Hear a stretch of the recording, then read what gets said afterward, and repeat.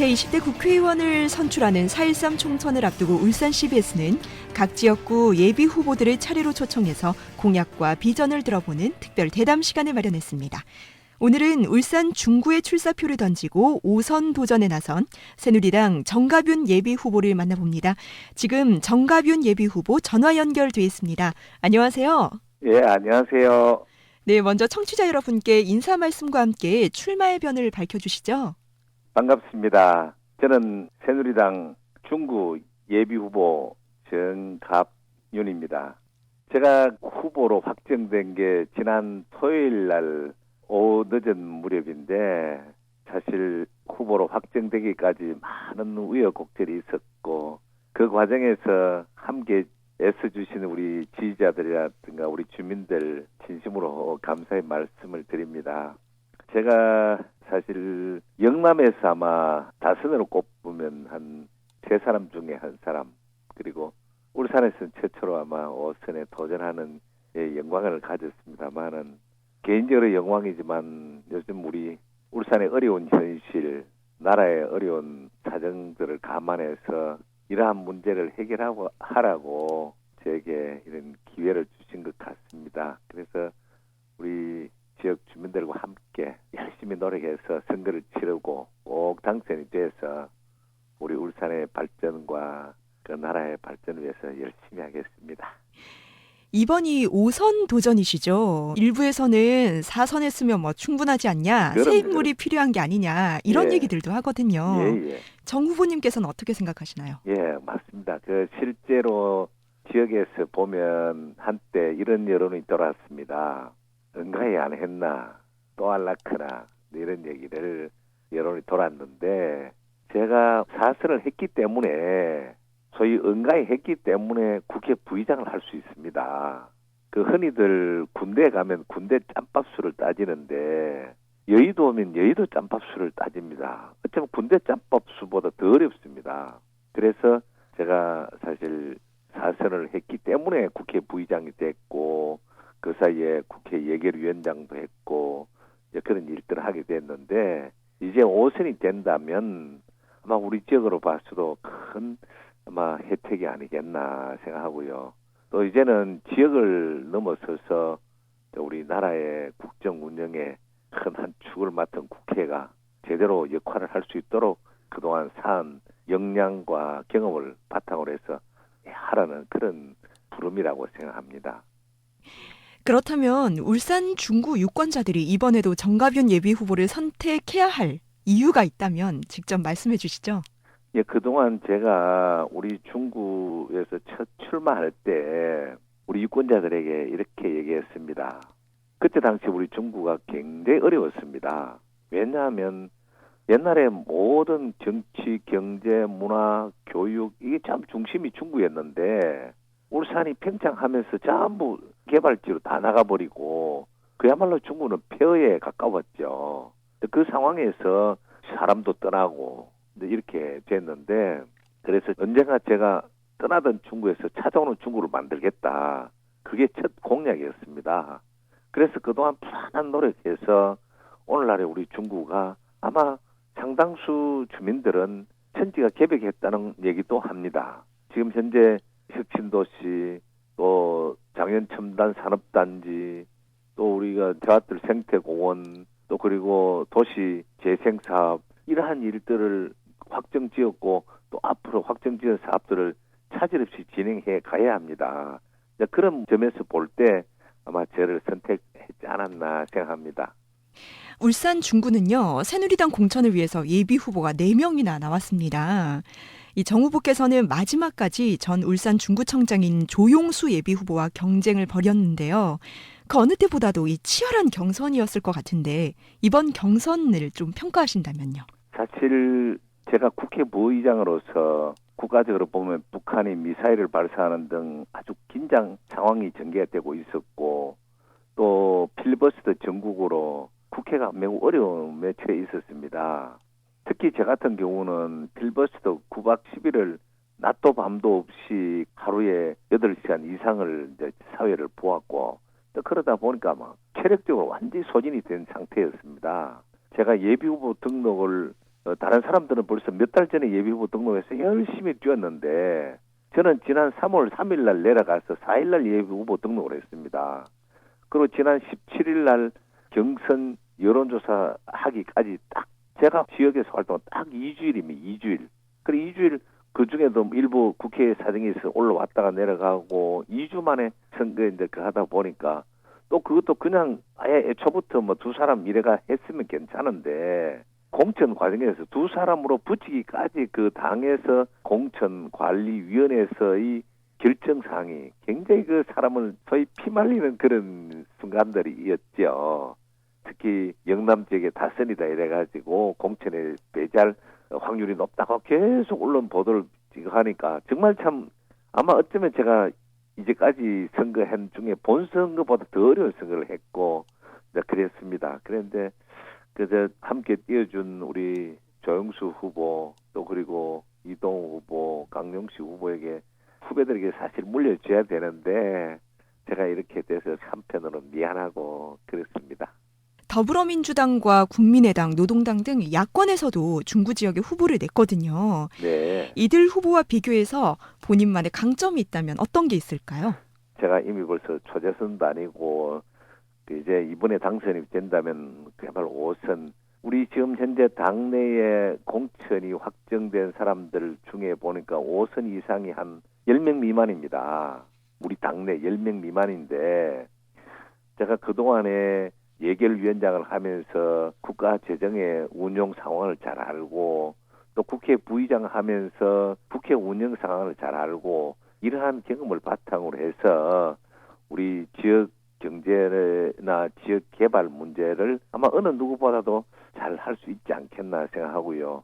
또한 그동안에 국회가 국민들에게 괴리감이 많이 형성됐었는데 제가 그동안에 뭐 여야를 막론하고 개파를 초월해서 타협과 화합의 정치를 제가 펼쳐왔기 때문에 이러한 경험을 바탕으로 해서 국회를 좀 더 국민에게 사랑받는 국회로 만들 수 있는 장본인이다 생각하고 그런 측면에서 강점이 있다고 생각합니다.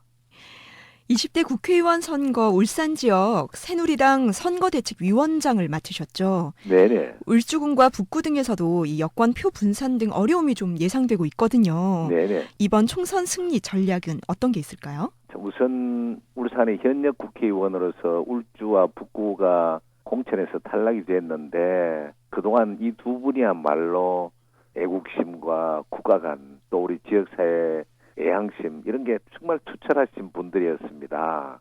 근데 어떤 이유였든 간에 공천에서 탈락된 데 대해서 정말 미안하게 생각하고 그분들의 희생 때문에 제가 오히려 공천을 받았지 않나라는 생각할 때 정말 가슴이 무겁습니다. 무거운데 지금 현재 상황에서 볼 때 납득할 수 없는 공천 심사 과정이었다는 것을 아마 두 분들은 강력히 주장하시고 계시는 것 같던데 4년마다 있는 공천 심사 과정에서 납득할 수 없는 일들이 들어들 있죠. 있는데 아마 이 두 분은 특히 전직 공무원 출신이기 때문에 누구보다도 국가관이 투철하다고 봅니다. 그래서 아마 이번에 사실 지금 성이 나고 또 주변 지지자들도 출마를 권유하고 이러게 했지만 아마 이분들의 평소에 국가관이 아마 어느 시점 되면 그 우리 울산의 발전과 또 이 정부의 성공을 위해서 큰 용단을 내려주시지 않겠나 생각하고요. 또 저희들도 그렇게 할 수 있도록 최선의 노력을 하고 있습니다. 20대 국회의원에 당선되면 국회의장에 도전하실 뜻이 있으신가요? 만약 국회의장이 되신다면 또 울산 최초의 국회의장이 되시는 건데요. 울산 지역에는 어떤 긍정적인 영향이 있을지 궁금하네요. 아직 선거가 남아있는데 제가 뭐 이렇게 좀 말씀드리는 건 참 어렵습니다만은 어디 가나 우리 조직에 보면 대체로 다수결의 원칙에 따라서 숫자 많은 사람들이 소위 좋은 거는 다 합니다. 우리 울산은 해봤자 전체 300석 중에 6석이고 또 우리 새누리당이 몇 석을 차지하려는지 모르지만 그중에 다 해봤자 6석인데 울산 지역의 배려라는 거는 참 힘듭니다. 힘들고 아까도 말씀드렸지만 그래도 그중에 불과 5선 이상 소위 말하는 국회의장을 출마라고 할까 추대라고 할까 할 수 있는 선수가 거의 지금까지 가이드라인이 5선 이상입니다. 그 5선 이상에 제가 참 포함이 됐다는 자체가 참 개인적으로 무한한 영광이고요. 저는 뭐 그동안에 예결위원장, 국회 부의장 하면서 제가 우리 지역의 발전을 위해서 그동안 참 나름대로는 수많은 일을 했다고 자부합니다. 또 다른 지역에서도 서로 이러한 직책을 맡으려고 노력하는 것은 그 직책에 따라 정부나 의회 차원에서 예우가 달라지니까 그런 점으로 해서 서로가 하려고 노력하고 있지 않나 보고요. 우리 지역에 만약 이런 기회가 주어진다면 아마 우리 지역 사회 발전에도 큰 보탬이 되고 또한 정합률이라는 그런 민초가 국회의장에 도전했다는 자체만 하더라도 후배들에게 큰 귀감이 되지 않겠나 생각합니다. 사선으로 울산 중구를 이끌어 오셨어요. 지난 의정 활동을 돌아봤을 때 가장 큰 성과를 꼽으라면 어떤 게 있을까요? 그리고 아쉬운 점이 있다면 어떤 게 있을까요? 뭐니 해도 지금 울산의 랜드마크가 되어 있는 태화뜰 생태공원 또 그리고 앞으로 울산의 축을 바꿔 놓을 수 있는 국도 7호선 대체도로 또 앞으로 우리 중구와 울산의 미래를 이끌어갈 혁신도시 거기다가 우리 중구에는 제가 처음 국회의원 출마했을 때 1급 자동차 정비공장도 하나 없었는데 지금은 장현동에 국가산업단지가 들어오게 됐다는 것. 또 그리고 우리 병영 일대 주거 환경이 굉장히 열악했는데 병영성을 주변에 두고 있음으로써 피해를 봤는데 그게 주거 환경 개선 사업 등 막 이러한 일들을 쭉 했죠. 그리고 울산 전체로 봐서 제가 말이 광역시지 울산에 국립대학 하나 없었던 거 국립대학 만들고 또 울산에 KTX 역사를 유치하고 울산의 광역시로서의 그 면모를 갖춰야 되는데 그걸 갖추지 못한 기관들이 굉장히 많았습니다. 사실 정부가 작은 정부라는 목표 아래 기관 늘리는 것, 공무 숫자 늘리는 걸 굉장히 싫어합니다. 그러다 보니까 울산이 광역시로서의 갖춰야 할 기능들을 다 못 갖추고 있는 부분을 제가 그동안 사선하면서 예결위원장 하면서 상당히 많이 갖췄습니다. 앞으로 이러한 부분을 해야 할 일들이 많이 있습니다. 네, 그리고 아쉬운 점은 없으신가요? 아쉬운 점은 뭐니 해도 지난해 우리가 동부가 오일허브 사업을 추진하면서 그 중심에 있는 석유 대체 사업법 이게 지금 지난해 통과가 못 됐습니다. 못 됐는데 이걸 통과시키기 위해서 제가 야당 의원, 야당 법안심사 소위원장 그 재선 의원인데 국회 부의장이 그분의 집을 찾아갔어요. 집을 찾아가서 정말 우리 울산의 동부가 오일허브가 제대로 발전하기 위해서는 석유 대체 사업법이 꼭 통과돼야 된다. 이걸 좀 통과시켜달라. 그런 사정도 했고요. 그래 이 의원이 나중에 미안해가지고 그 울산에 와서 관계자들을 모아놓고 그 석유 대체 사업법이 통과되지 않는 이유를 설명하기도 했습니다. 이런 것들이 다음에 19대 때 못한 일인데 20대 들어오면 꼭 성취시켜야 한다고 생각하고 참 이런 모시기에 대해서 정말 아쉽게 생각합니다. 그렇다면 현재 중구에서 가장 시급하게 해결해야 할 과제가 있다면 어떤 게 있을까요? 지금 뭐니 해도 혁신도시를 제대로 다 채워야 합니다. 더더구나 뭐 신세계 백화점 같은 경우 제가 그동안에 혁신도시가 개발되면서부터 신세계 관계자를 만나서 울산에 투자를 종용했고 또 그동안에 수도 없이 만났습니다. 결국은 지난 1월 달인가요? 그때 신세계 백화점하고 우리 중구청하고 MOU를 체결했는데 이런 것 등 앞으로 이제 우리 중구가 그야말로 제대로 울산의 종갓집으로서의 면모를 갖춰가기 위해서는 체계적으로 개발하고 거기에 걸맞는 여러 가지 이제 구성을 제대로 해야 된다고 생각합니다.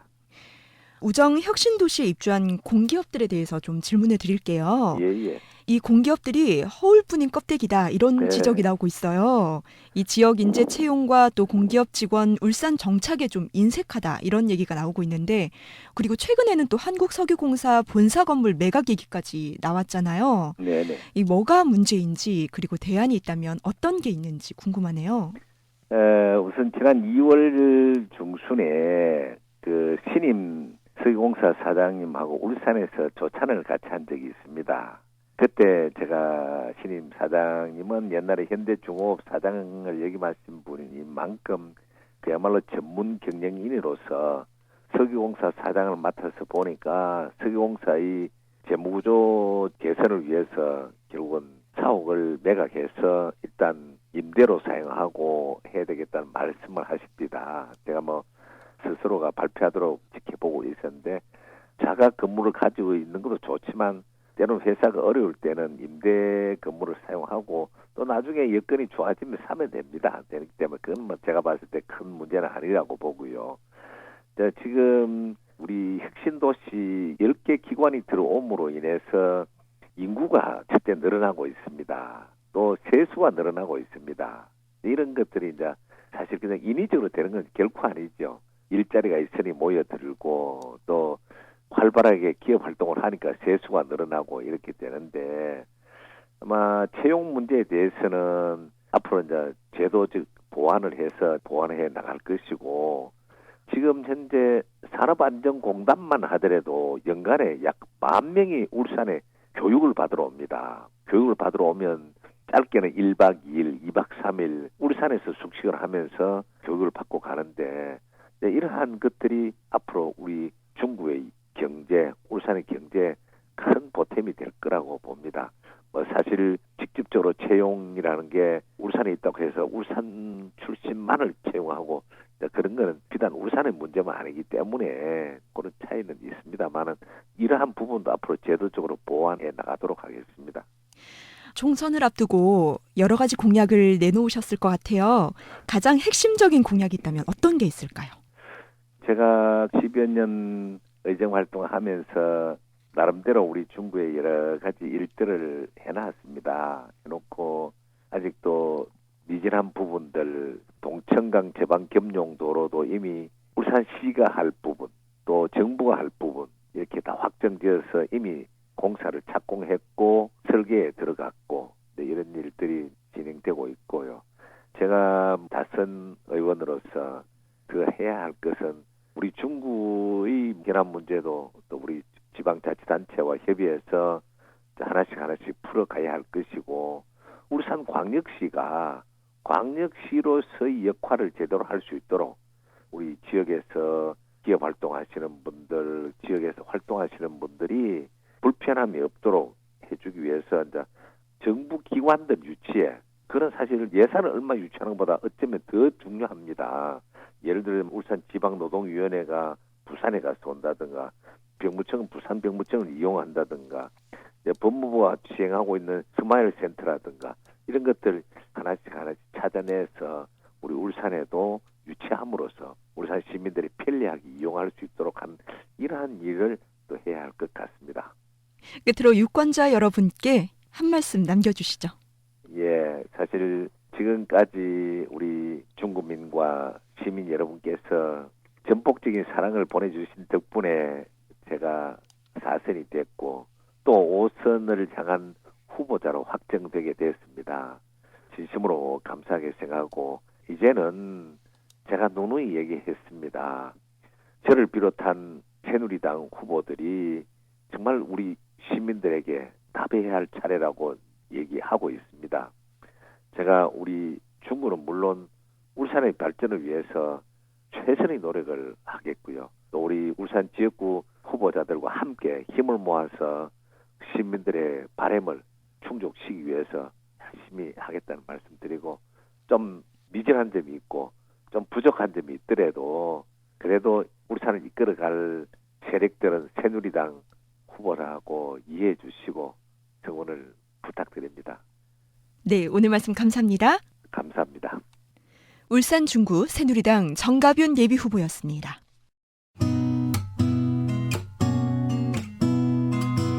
오늘 들으신 방송 내용은 울산 CBS 홈페이지에서 녹화뉴스 기사로 확인하실 수 있고요. 기사 하단에 첨부된 파일을 클릭하시면 대담 내용 전체를 다시 들으실 수 있습니다.